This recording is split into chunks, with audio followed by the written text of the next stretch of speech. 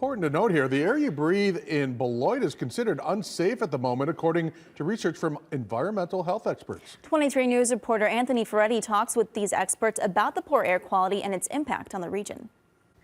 Reps from Healthy Climate Wisconsin and Beloit College led a community study on the city's air pollution.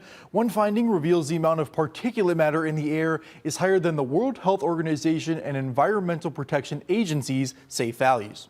This is a real major concern, not just for Beloit, not just for Wisconsin, but for the world. Beloit resident John Kalkertz is one person concerned with the poor air quality in the area. I didn't realize the impact it has on the kids. I have 7 grandkids, and I want them to have a very prosperous and healthy life. The research finds a link between the air and worse academic performance because of the prolonged exposure to unhealthy air. Not to mention health problems like hospitalizations from asthma. It's very scary, and I feel bad that, all of our pollution is going down to Rockford. Because of the way the wind blows, this air pollution from Beloit also impacts Rockford residents. I think we need to get more people involved and start hammering on them for why are they allowing more gas plants. This is one reason why Healthy Climate Wisconsin and other organizations host a public meeting to talk about their research and its impact on the community. Our community leaders and entire community deserve to know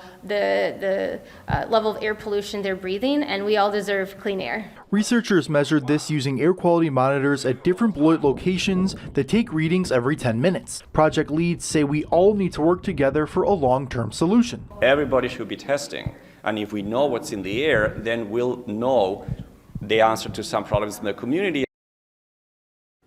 Keys adds you can spend time outside, but just be aware of how safe the air is to breathe before doing so.